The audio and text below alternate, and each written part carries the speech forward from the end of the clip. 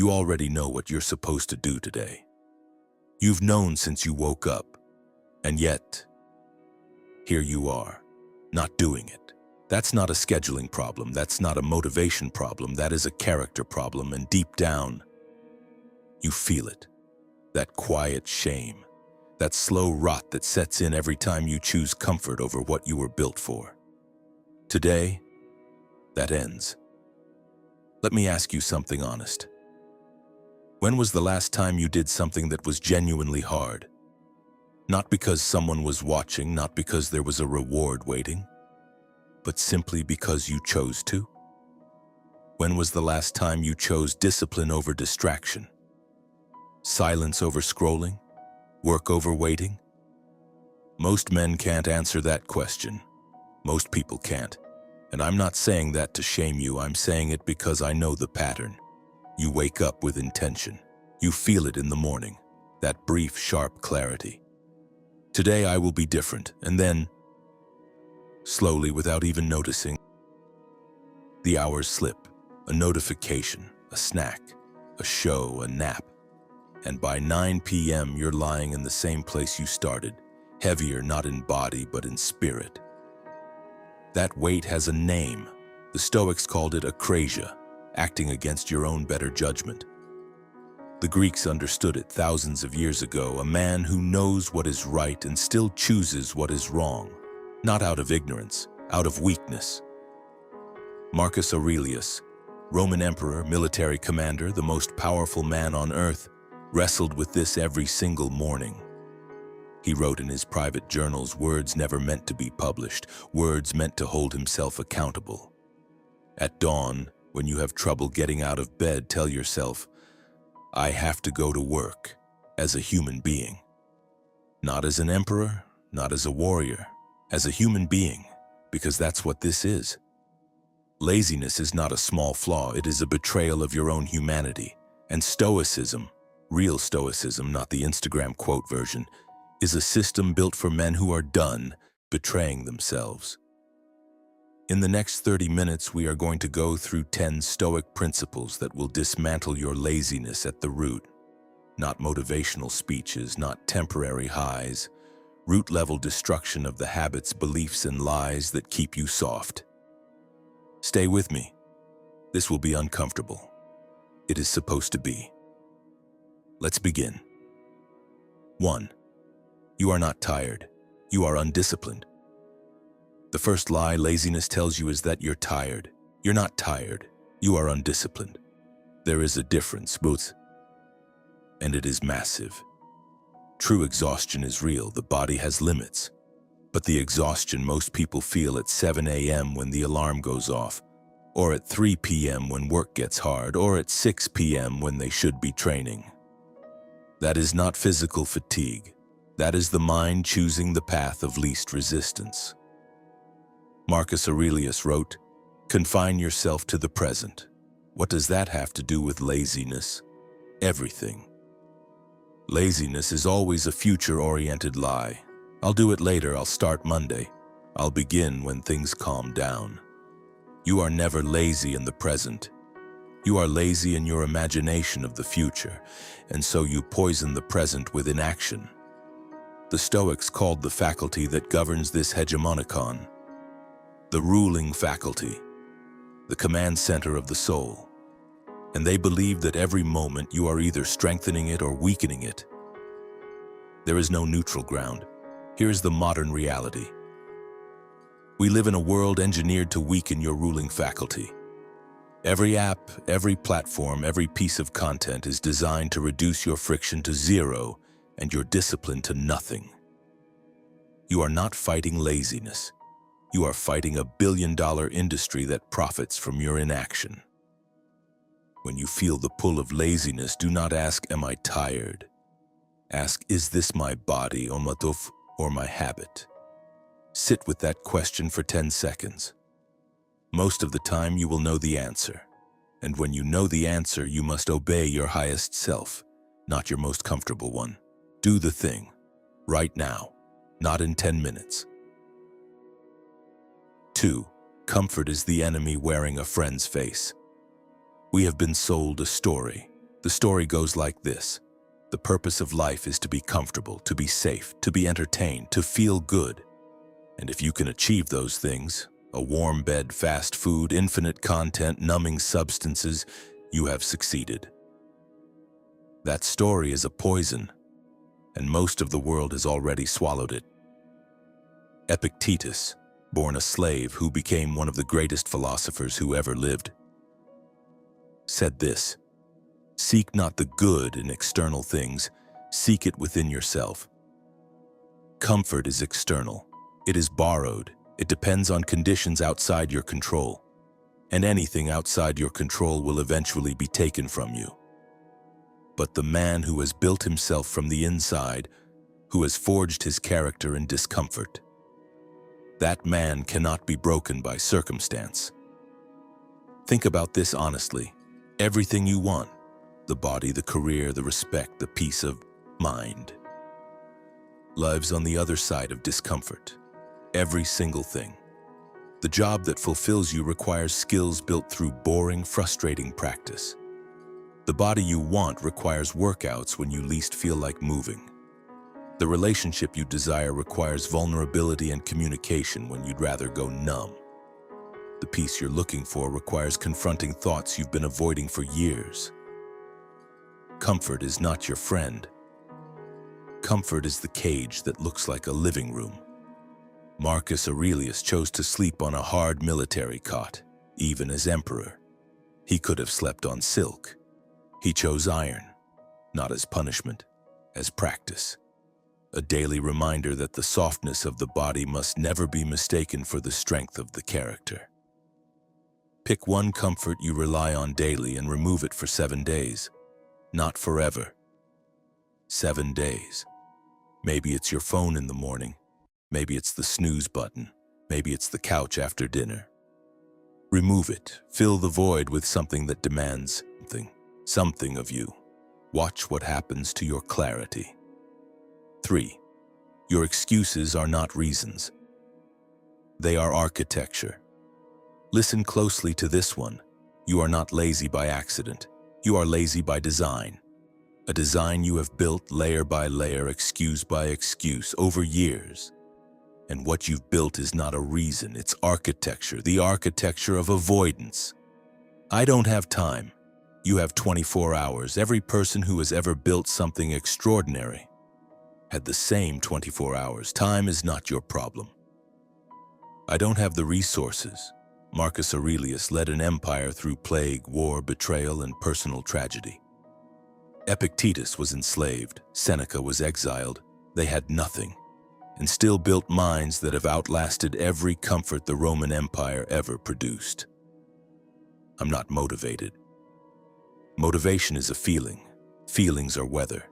You do not cancel your life because it rains. You do not wait for the sun to feel like living.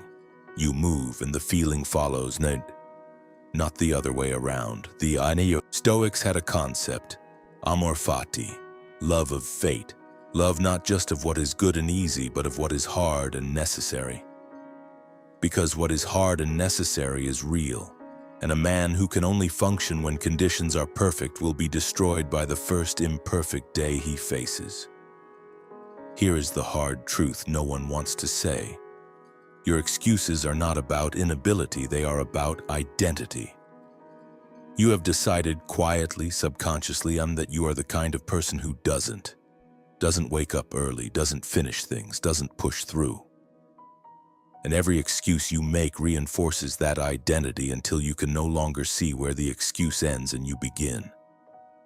Write down your top 3 excuses for not doing what you need to do. Now, next to each one, write the identity statement it contains. I don't have time equals I am someone whose time is not in my control. Read it back. Is that who you are? Is that who you choose to be? Then destroy the excuse, not by arguing with it, by acting against it. 4. Small actions are not small. We underestimate the ordinary. Somewhere we absorb the idea that only grand gestures matter, only massive changes, only revolutionary moments. And so we wait for the perfect plan, the perfect morning, the perfect version of ourselves that will finally have it all figured out. And while we wait, days become weeks. Weeks become years. Marcus Aurelius wrote, "Confine yourself to the present, and again, do what nature requires. Set out at once if possible. Don't look around to see if people will know about it. Don't expect Plato's Republic, but be satisfied with even the smallest step forward. Even the smallest step forward. Not a transformation, not a revolution, a step." The Stoics understood something neuroscience now confirms. The brain is changed through repetition, not inspiration. Every time you do the small, hard thing, make the bed, open the book, do the first rep, write the first sentence, you are not just completing a task. You are rewiring yourself. The man who makes his bed every morning for a year is not the same man who didn't. The discipline has seeped into the character. The identity has shifted, not because of the bed, because of the choice made daily to do what is right over what is easy. Think about the man you want to become. Now think about what he does on an ordinary Tuesday at 6 a.m. when nothing is exciting and nobody is watching. That is the gap. That ordinary Tuesday is where character is forged or surrendered. Choose one small action. One that the man you want to be would do every day without fail. Not 10 actions, one. And do it tomorrow without negotiation. Then do it the day after. Build the architecture of discipline one brick at a time. The wall will come. 5. Memento mori. Remember you will die. This is the one most people skip over. Marcus Aurelius returned to it constantly, obsessively. His journals are filled with it. The impermanence of all things, the certainty of death, the brevity of a human life. You could leave life right now. Let that determine what you do and say and think. Read that again slowly. You could leave life right now, not someday, not eventually, now, tomorrow, this week. There is no guarantee of another decade, another year, another month. There is only the day you are standing in. Now let me ask you, if you knew, not believed, but knew that you had 1 year left, would you spend your evenings the same way? Would you scroll the same feeds, watch the same empty content, postpone the same conversations, avoid the same necessary work? Of course not. So why are you doing it now?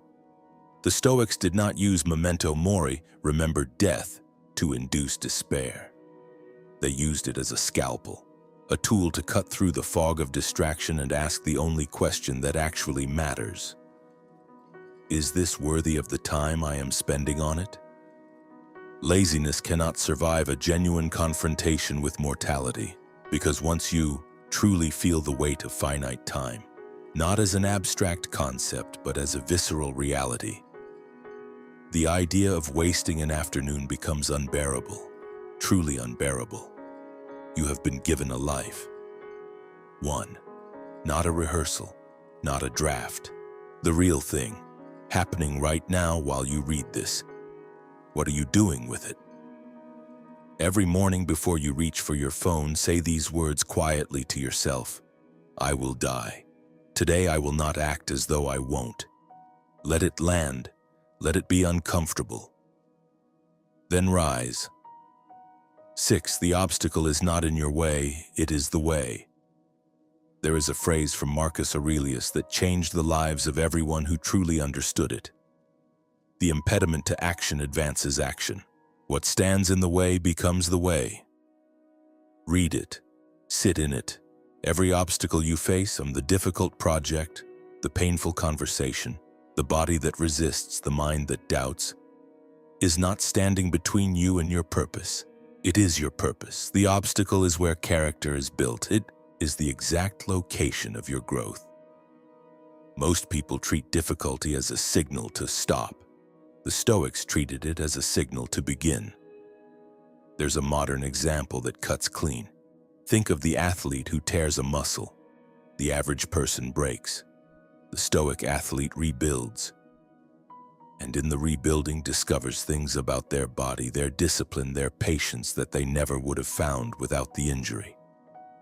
The obstacle became the way, or closer to home, the man who loses his job, the man who is humiliated, the man who fails publicly. These are not endings. In Stoic philosophy, in real life, they are precisely the conditions under which the truest version of a man is forged. Laziness is the refusal to meet the obstacle. It is the choice to look at what stands in the way and say, "Not today," day after day until looking away becomes your identity. But every obstacle you avoid grows. Every difficulty you postpone doubles, and one day, when you have no choice but to face it, you will face it alone, with less strength than you would have had if you had started sooner. Identify the one thing you have been avoiding the longest, not the hardest thing in your life, the one you've been running from specifically. Write it down. And then, do one thing today that moves toward it, not through it, just toward it. The direction changes everything. We are going deeper now. The first 6 lessons were about action, about habits, mindset, and excuses. What comes next is different. This is about who you are becoming and who you are refusing to become. 7.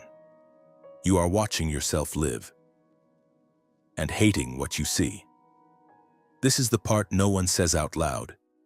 Behind the laziness, underneath the scrolling, the avoidance, the hours you can't account for, there is a man watching himself. Watching himself do less than he knows he can. Watching himself choose the couch. Watching himself skip, postpone, numb. And that man is in pain. Not loud pain, quiet pain. The kind that lives in the chest. The kind that gets louder at 3 a.m. The kind that makes you angry at people who haven't wronged you, restless in spaces that should feel safe, dissatisfied with everything. Because the dissatisfaction isn't about anything outside you. It is about the gap between the man you know you could be and the man you are choosing to be. The Stoics called this the demon, the inner guide, the highest version of yourself that lives inside you and watches everything you do. And when you act against it, when you choose small over great, comfort over courage, it does not forgive easily. Epictetus said, "First say to yourself what you would be, and then do what you have to do." First say to yourself what you would be. You already know. You have always known. You know the kind of man you are supposed to become. You see glimpses of him when you are at your best, when you wake up sharp, when you push through a hard workout, when you say the difficult true thing, when you finish what you started. That man is not a fantasy. He is a version of you that discipline has not yet built. Sit in silence for 5 minutes tonight. No phone, no noise. And ask yourself honestly, who is the man I am becoming right now? Not who I want to be. Who I am becoming, based on what I am actually doing daily. If the answer disturbs you, let it. That disturbance is the beginning of change. 8. Discipline is not punishment. It is respect somewhere. The word discipline became associated with suffering, with punishment, with misery. That is a corruption of the idea. The Stoics did not practice discipline to suffer. They practiced it as an act of profound self-respect, a declaration that their time, their body, their mind, their life was worth protecting. Marcus Aurelius every morning dragged himself out of bed and went to work. Not because life was easy, not because he felt like it. He wrote openly that he struggled, that the warmth of the bed called to him, that the weight of empire was sometimes crushing. But he rose because he believed his purpose was worth honoring, because he believed the empire, the people who depended on him, was worth the sacrifice of comfort. Now you may not be running an empire, but you are running a life. And there are people, perhaps a child, a partner, a future version of yourself, who are depending on the man you choose to become. Discipline is the highest form of love for your future self. Every morning you rise early, you're telling your future self you are worth the effort. Every hour you work instead of drift, you are saying, my life deserves my full attention. Laziness, then, is not just weakness. It is a form of self-contempt. A belief, usually unspoken, that you are not worth the effort of becoming more. You are. You have always been. Rewrite your relationship to your morning. The first hour of your day is a message you send to yourself. What message are you sending? A man who reaches for his phone before his feet hit the floor is telling himself, the outside world matters more than my inner world. Change the first hour, and you change the tone of the entire day. 9. You cannot serve two masters. This is the deepest truth in this entire video. There are two versions of you. One is comfortable. He wants rest, entertainment, ease. He wants to be liked, to be seen, to feel good without earning it. He will tell you that you deserve a break. He will remind you how hard life is. He will always have a reason why today is not the day. The other is forged. He is who you become through the daily practice of choosing what is hard over what is easy. He does not ask whether he feels like it. He does not negotiate with comfort. He acts, and feels later. Stoicism does not ask you to eliminate the first version of you. That is not possible. It asks you to govern him, to let the higher self lead and the lower self follow.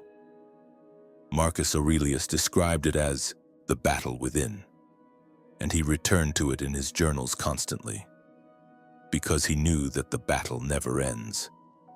You do not defeat laziness once. You meet it every single day, and every day you choose to lead with your highest self. You tip the scales a little more in his direction. But here is what Marcus also knew. You cannot partially commit. You cannot be disciplined sometimes and expect a disciplined life. You cannot choose comfort on the days it doesn't seem to matter and expect strength on the days it does. Seneca wrote, "It is not that I'm brave, it is that I know what the coward will cost me." Laziness is not free. It carries an invoice, and it is paid in the currency of regret. Every time you face a choice between what is easy and what is right, and you will face it many times today, pause for 3 seconds and ask, which of my two selves is making this decision? Then choose the one you would be proud to be. 10. You do not find yourself.